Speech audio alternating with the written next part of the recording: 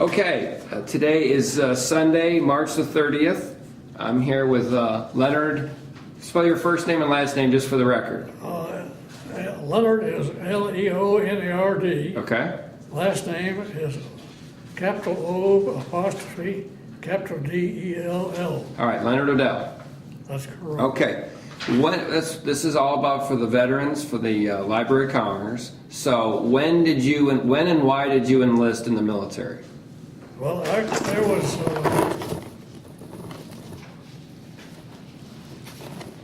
enlisted about 2 months after I graduated from high school What year did you graduate high school?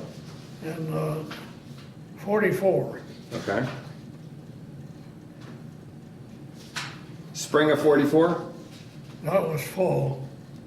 Well, midsummer. Midsummer, okay. Midsummer. So then you enlisted. I enlisted. Okay. And I was still in high school. how old were you? I had to be either 18 or 19. Okay. All right. And Had to be 18 because it was in the spring. so you volunteered to go to the Army Air Corps? That's correct. Okay. Where did you go enlist? In Charleston, West Virginia.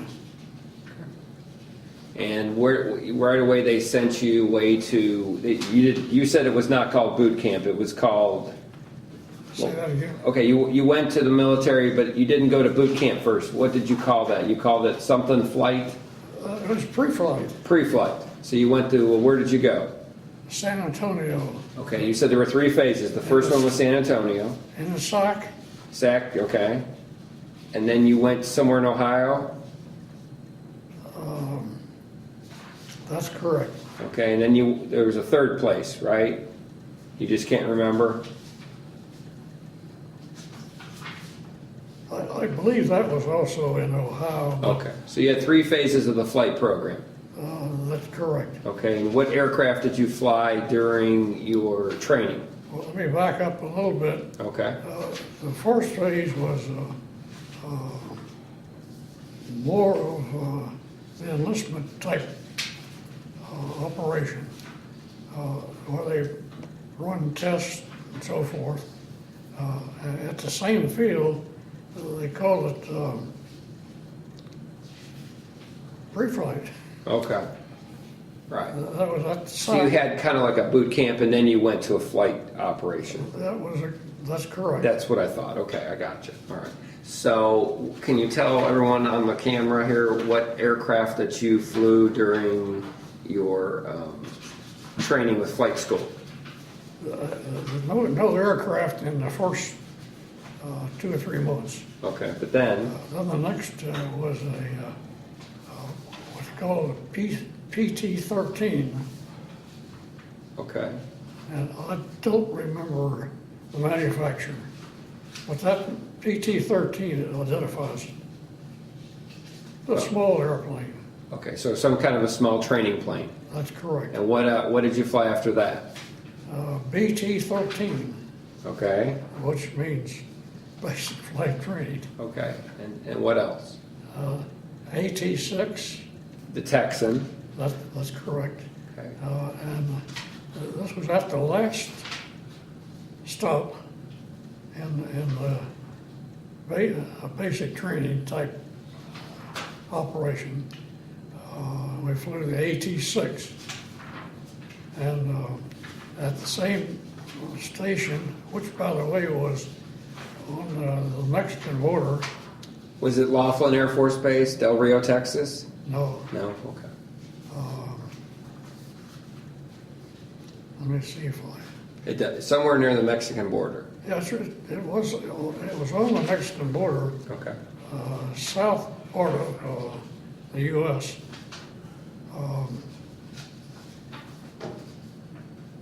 It was an AT-6 is what we flew. And you said there were sometimes you would land in Mexico?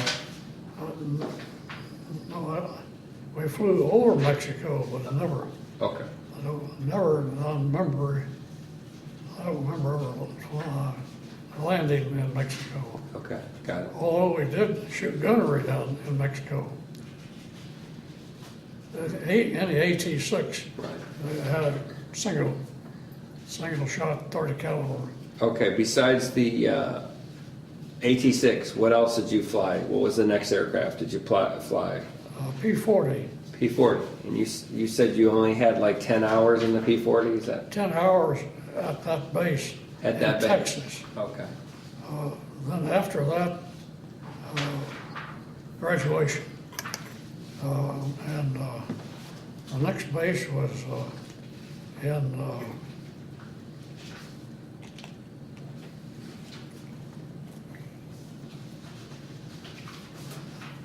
in Georgia, out in the swamps. Okay. Let's see if I can get the name. Was it Moody Air Force Base? No, No. it was sort of a vague place, Okay. way out in the swamps. All right. So you went there for more flight training? Yes, Okay. And then was that your last training base before you went overseas, or did you have another base you went to? that was the last training base. Okay. And the main purpose at that point was to shoot aerial gunnery. And we got some films of this, Tim.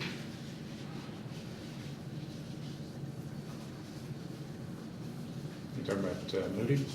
Pardon? Talking about at Moody?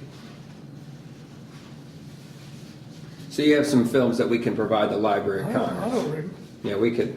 You have some film or something. I've got that Okay, got it. So how long were you in Georgia? about 3 months. Okay. And you flew what did you fly the P-40. P-40 again there? We shot gunnery and dropped some bombs. Okay. And what do you remember from your flight instructors? Do you have any story you wanted to tell?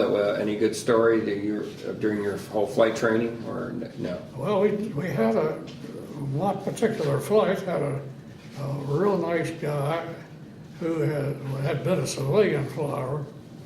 And, in fact,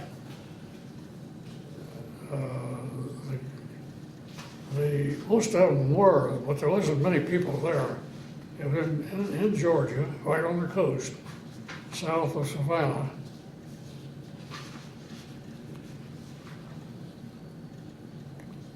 I could come up with a name That's fine. if I had some backup material. That's no problem. So after Georgia, you were told you were being assigned to China? No, they said get on an airplane, take this airplane and enjoy your flight. You didn't know where you were going? Didn't have any idea. Wow. But we went south to Miami, and from Miami we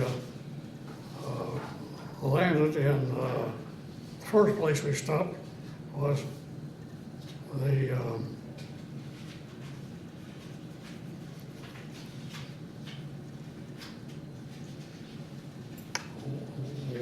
one of the small countries in the north part of South America. Was that Guyana? It was a Guyana, but I forget which one it was. Okay, so you went the southern route. Dutch Guyana. Dutch Guyana, okay. And then you went down to South America? From there, that was South America. Okay. From there, we went to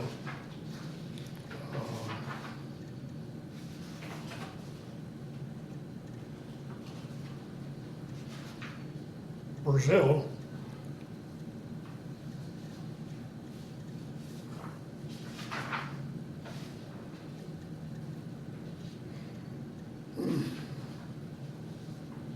Thought I'll never forget that. Nice place too. Right down the northern part of Brazil.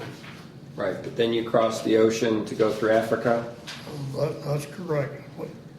We spent about 3 months there doing nothing but enjoying ourselves. Where?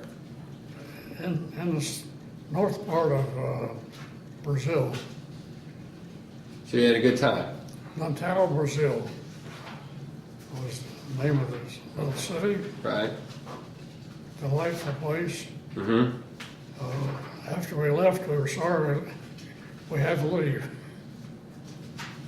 Then I flew across the Atlantic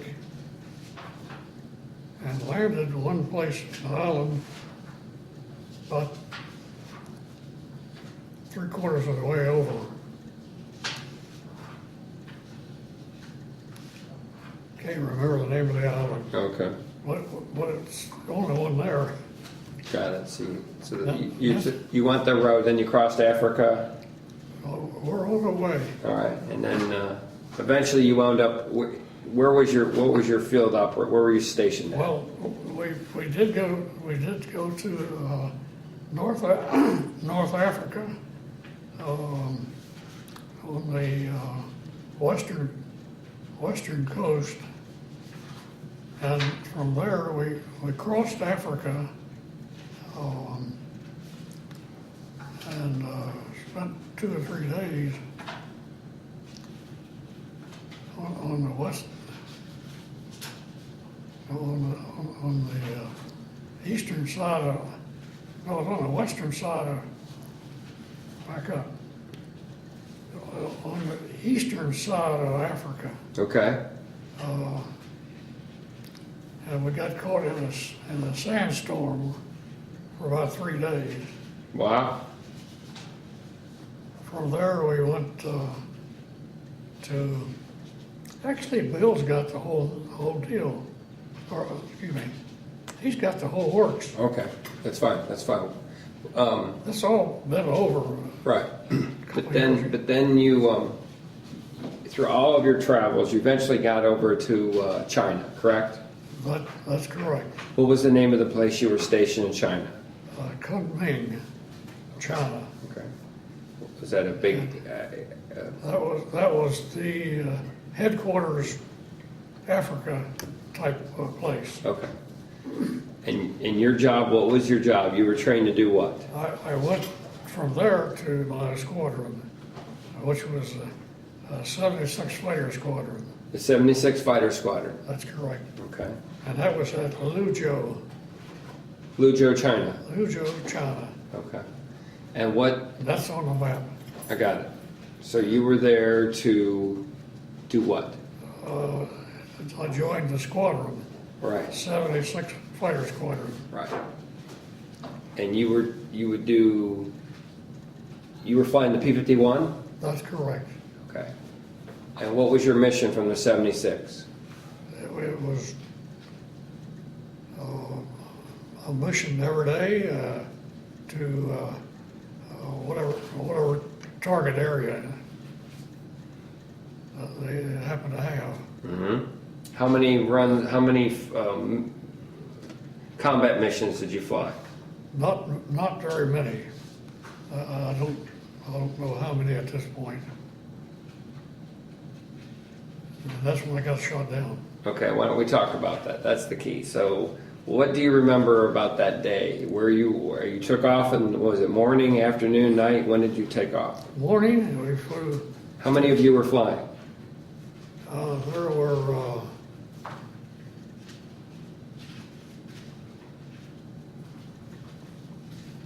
I think I'm pretty sure there's 4 people, 4 planes. 4 planes, and your mission was to do what?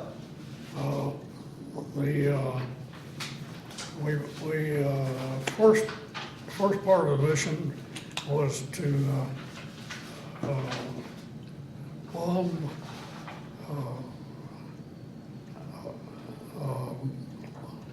boats on a river in the eastern part of Africa. After that,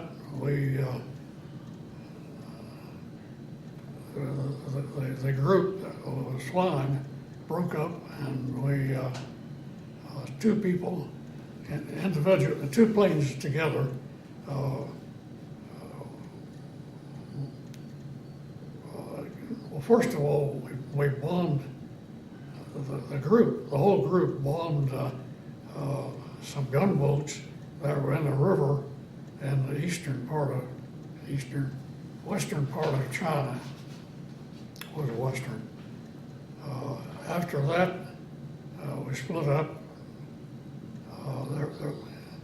We had been four plane flight. We split up into two flights of two planes. And we followed a river where these boats had come from. And there were a number of them on the shore the river was headed to the east, and we gunned or target practice, or whatever you want to call it, on the boats and people along the river. And after that was over,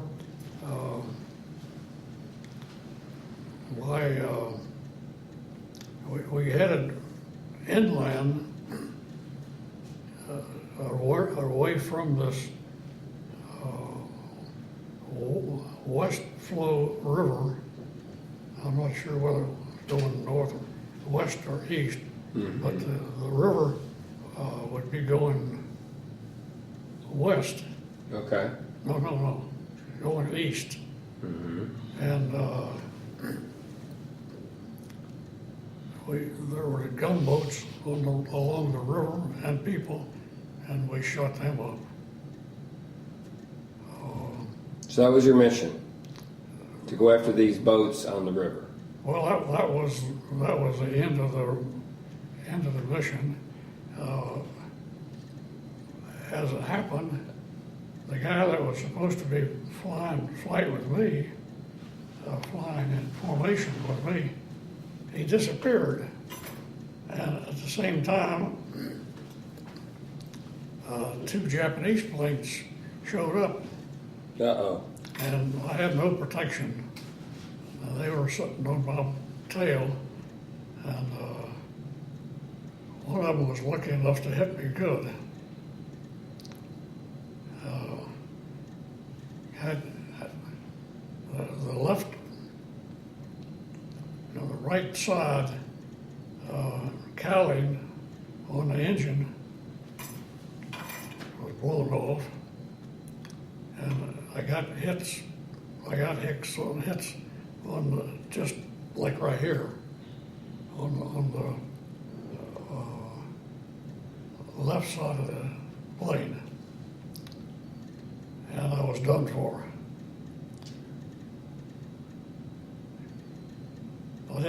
I got hit a little bit, but not apparently just shrapnel. And probably parts of the plane were coming loose. I got a little bit banged up in this hand. So what altitude were you when you got shot down? I mean, what did... Maybe 50 feet. 50 feet? Yeah. Wow. So did you at all have time to get your chute out, or negative? I got out. In the chute? Or In no the chute. Okay. On the way out, I hit the stabilizer in the back. Wow. And immediately hit the ground. Yeah, pretty much. Immediately when you're that low. So you landed, where did you land, in a field or in trees or what? It was a rice area where they're growing rice. And nothing big. I think. Did you get hurt when you crash landed? Yeah, I hit.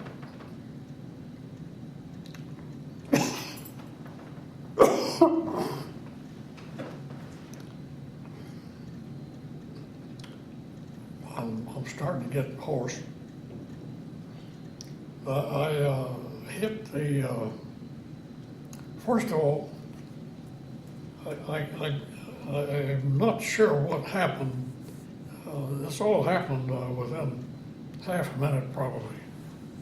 But I got, somehow I hurt this hand right here. Actually, I think it was from impact of the Japanese planes' bullets on the side of the aircraft. I don't think I got anything hurt by the bullets. I'm pretty sure of that. Did you see your plane explode nearby? No, it didn't. When you bailed out, you never saw the explosion of your plane? Well, it hit the ground, Right. and what was left of it was on fire. Right. But I hit the tail on the way out, and I can't remember really which foot it was, but I busted up an ankle. But I got out okay. So now you're in a rice paddy. Not yet. Almost immediately, I took off in the continuing direction that I was going in, which was west. And there was a rice, it was a rice field up the hill just a little bit, not much. But the Japanese planes, there was two of them, they disappeared. That was good.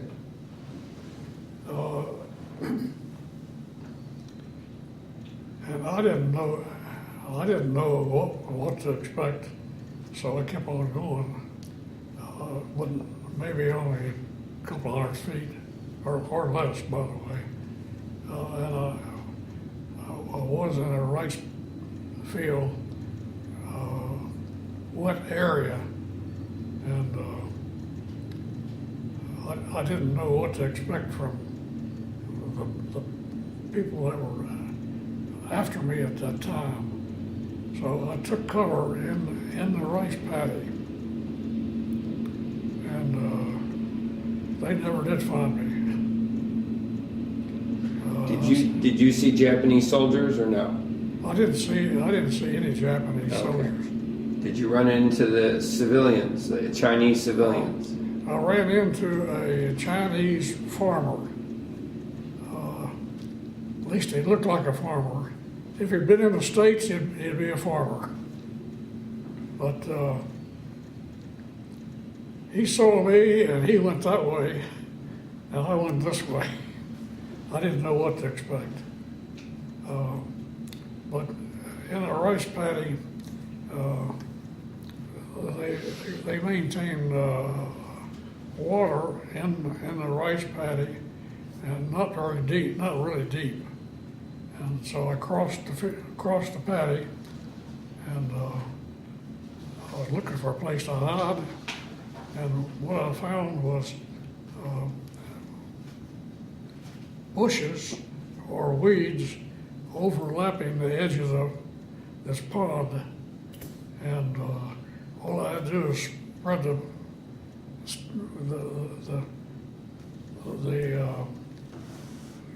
weeds, I guess they were, and get underneath where they were lapping over the water.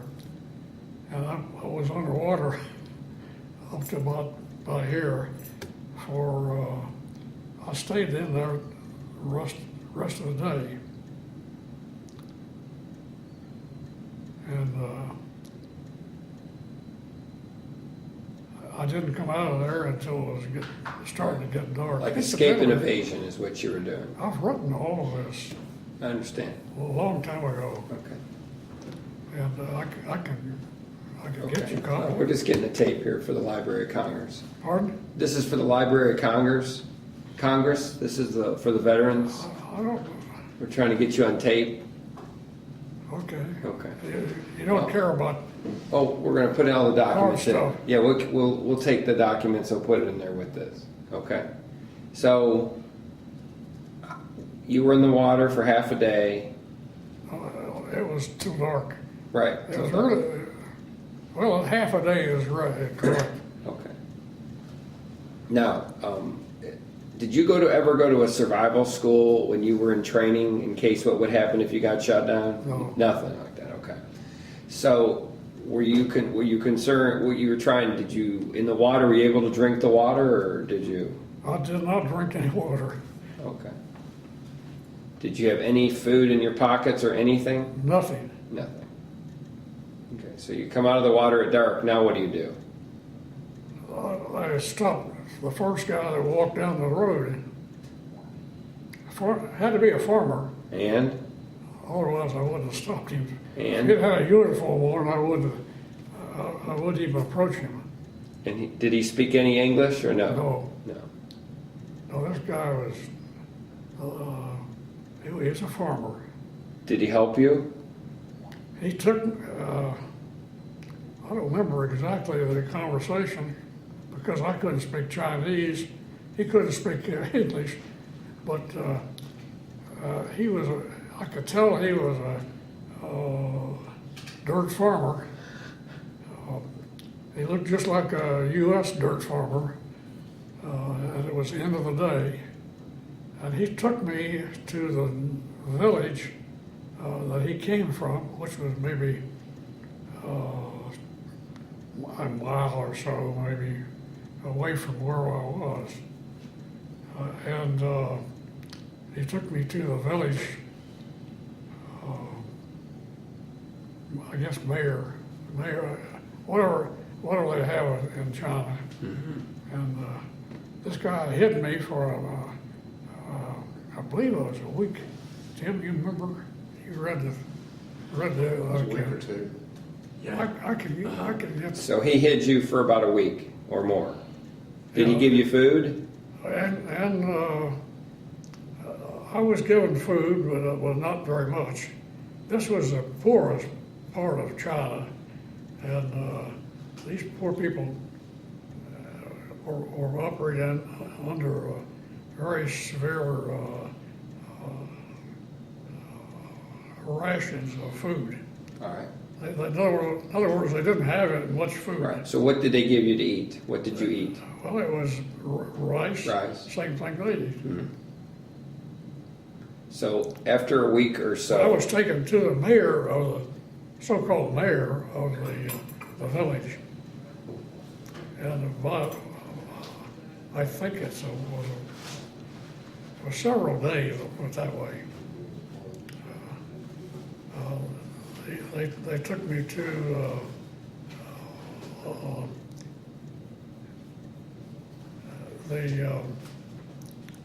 I guess you'd call it the ranking individual who turned out to be a general in hiding himself.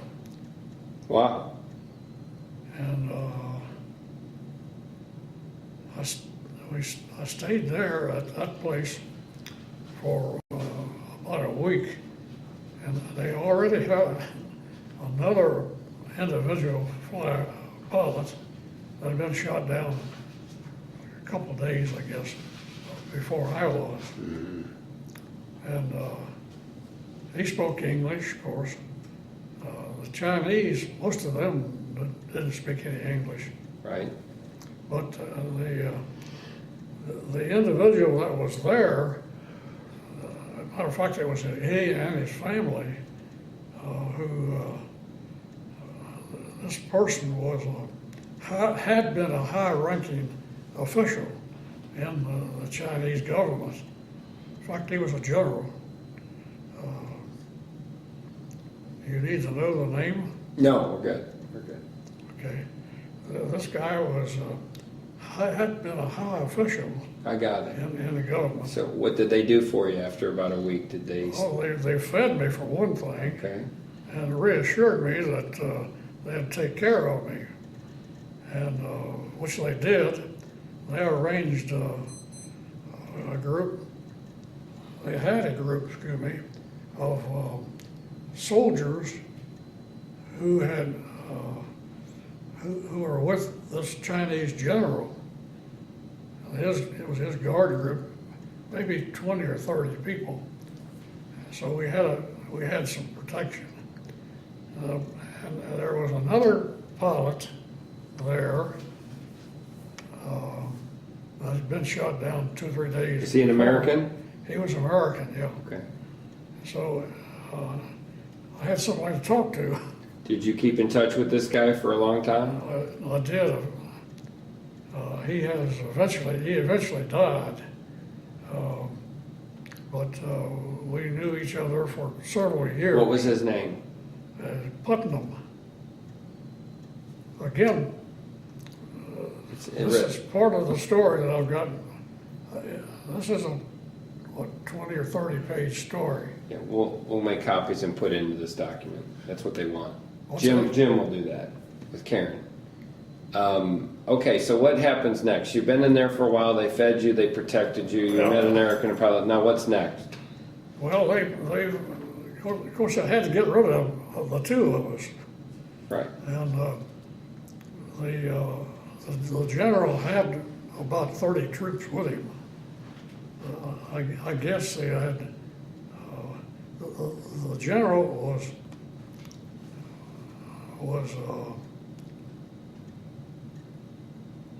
he was under threat of death by the Chinese government. And incidentally, this gentleman had been a high-ranking officer. Right.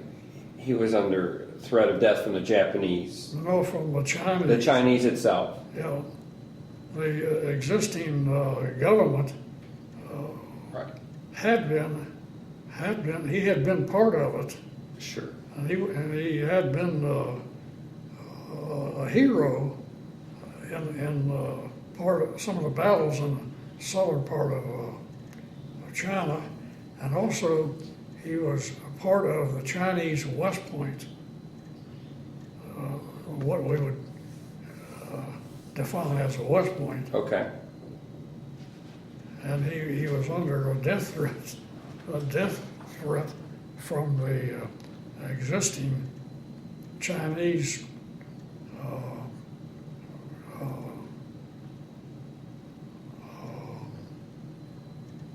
ranking officer, put it that way. So what happens now? What's the next move? So this guy, this General Lee was his name. That's a common name, by the way, in China. He had about 25 or 30 soldiers with him. He had taken with him into hiding. So he had enough people to have them. I got ahead of myself. There was already another guy that got shot down a couple of days before me, and so he had 2 people he had to get rid of. Right, we got that. You told me that. Okay. Did I? Okay. Yeah. So what happens after a while? What's the next move to get you out of there?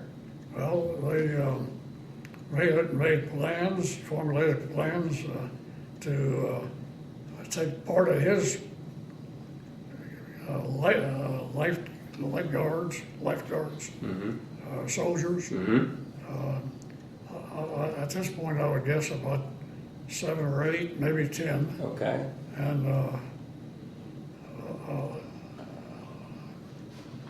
turned out his son,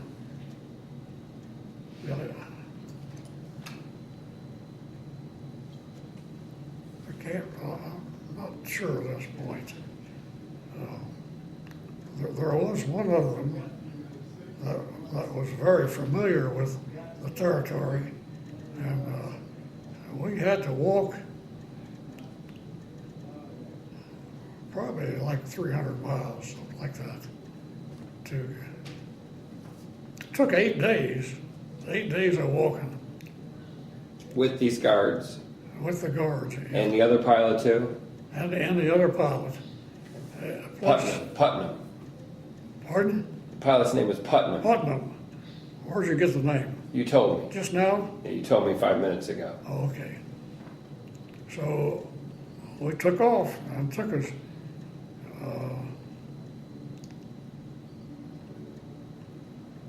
I can't remember precise lengths of time, but it's all in the, if you want So to you walked over 100 miles, maybe 300 miles.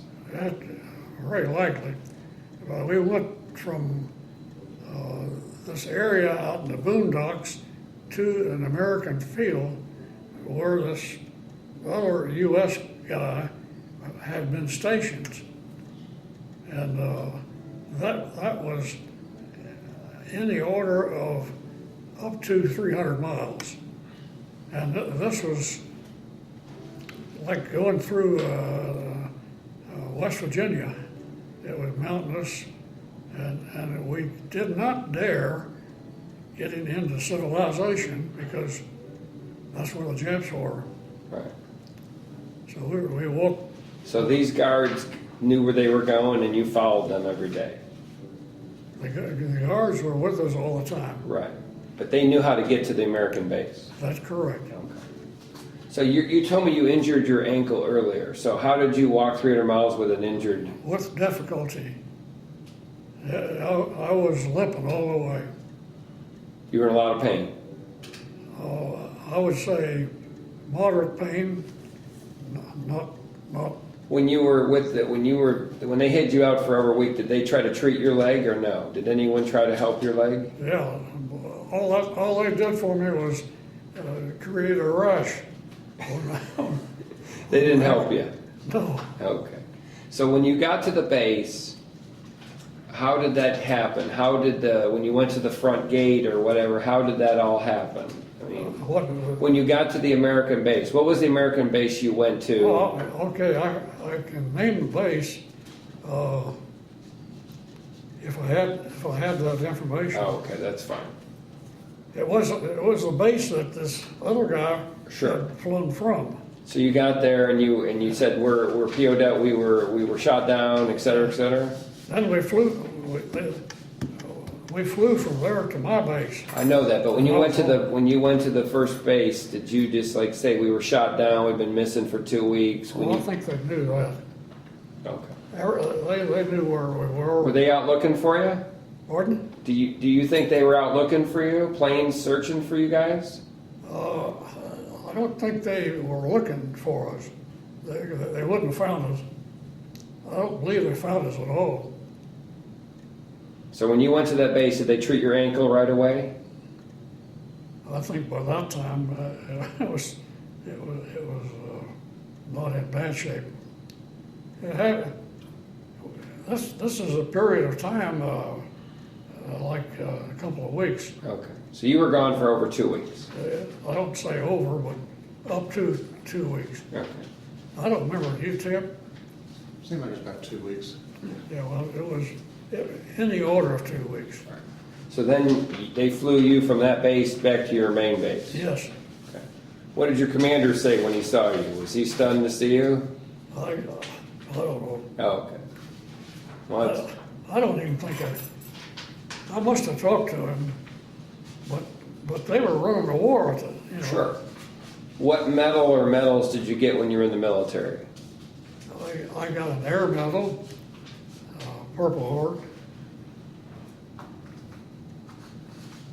Who presented the Purple Heart to you? I don't. Okay. It wasn't formal. Okay. Okay. How long were you in China total?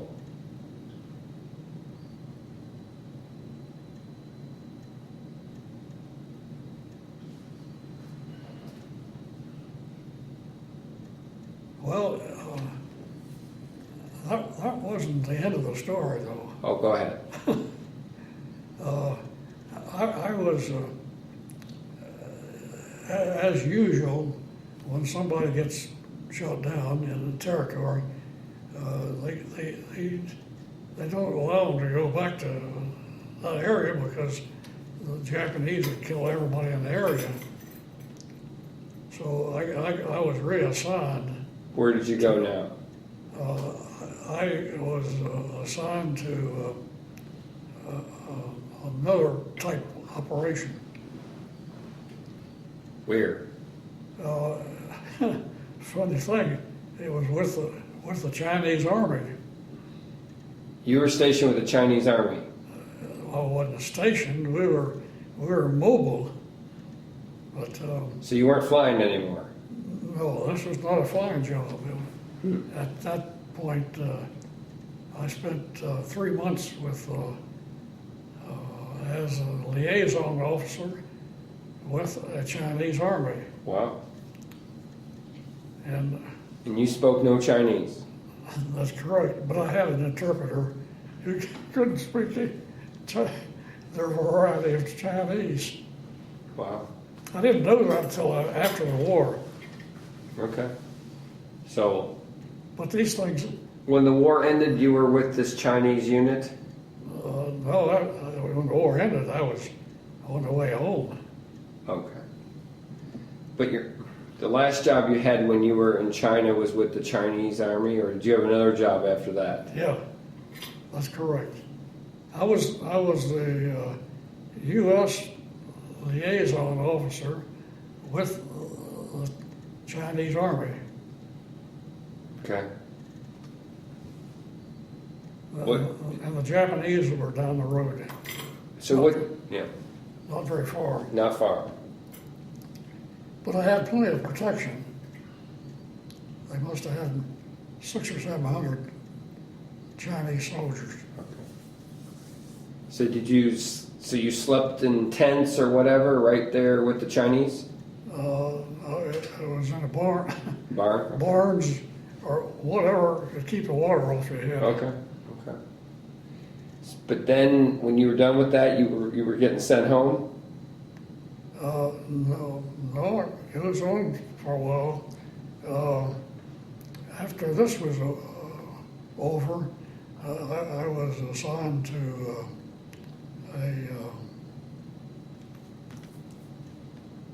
let's see, I gotta get it. I was assigned to the 14th Air Force flight section, and I was a co-pilot on General Chennault's airplane. Wow. It was also What type of airplane? C-47. Mm-hmm. It also was a plane that was used by Chiang Kai-shek. Wow. It was, and we did fly both Chennault at times and Chiang Kai-shek at least once, maybe twice. And Mei Ling, you know the name? So you're a co-pilot. I was the co-pilot. Did you have to go to flight school to learn to fly the C-46? No. Wow. Well, the guy that was assigned to the plane flew the plane. Gotcha. He was in charge. Gotcha. So how many total flight hours did you have in the military, do you think? Do you know? I don't know. Oh. So after you did the stuff being the co-pilot for the general, was that your last formal job in the war? That was what? Was that your last job in the war before you went home, or did you have another job? It may have been. Okay. So you went home after that? Yeah, that's It correct. was, okay. And you went out, you left as a first lieutenant? Yes, Okay. but there was a long period of time, as you probably know, that nothing happens overnight. Right. Oh, I'm well aware. So overall, the U.S. military was good to you? I would say so. Overall, was it a positive experience? Yes. Except for being shot down, but other than that, I mean, it was a positive Other than experience. that, yeah. Well, thank you for your service there, Lieutenant O'Dell. Well, thank you. Thank you very much. Is there anything else? No. Okay. A lot of things to add once we. Okay, yeah, we had did it. All right, thank you, Leonard. Right. These two guys here know the whole story. Oh, I know, but we're putting this on tape here. Yeah, that's it. For the Library of Congress. So if you were a young person today, would you advise them to go in the military? It was a good experience, and anytime a person can get a good experience out of an occupation, that's got to be good. Real quick here, just you went back to China several times after this in your life, correct? I have. How many times have you gone back to China?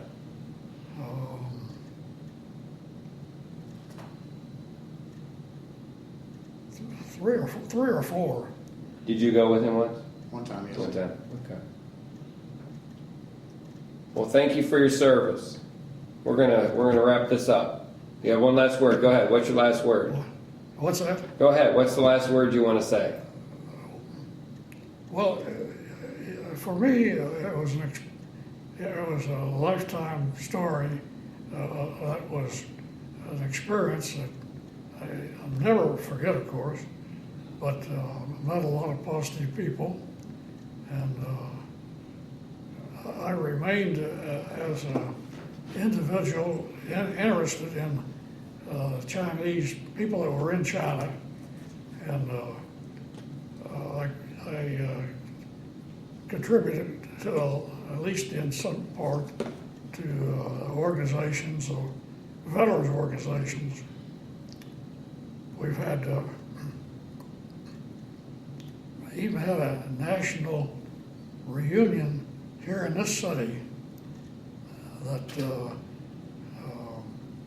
I participated in, the planning and operation. Tim was also involved as a leader of a Chinese dragon. I wasn't a leader. I was in the belly of a dragon. Oh, wow. Wow. He was number 7 man, or what was your position? I don't know. There was probably 15 people on the dragon. I was probably halfway back. Wow. Wow. He and about 7 other people Some- paraded all through downtown Louisville. That's been, This was carrying a How many dragon. years ago? I've seen them. Yeah. That's what we did. It's pretty wild. we drove down to, Wow. I think it wasn't Atlanta, but it was close to Atlanta, Okay. to get a Chinese dragon uniform. Yes, I know it's been on TV a lot. I'm sure that. This was a 10-man, what, a 10-man dragon? 10 or 15, Yeah. I'm not sure. Yeah.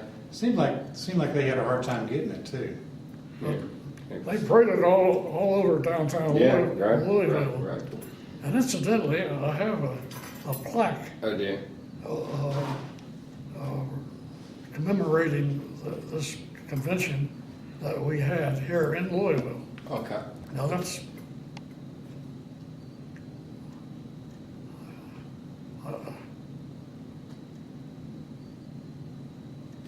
I'll show it to you. All right. I've got it downstairs. Okay. All right. We're going to wrap this up. Okay. Thank you very much for your service, and hopefully the folks at the Library of Congress really enjoy this. All right. Thank you. All right.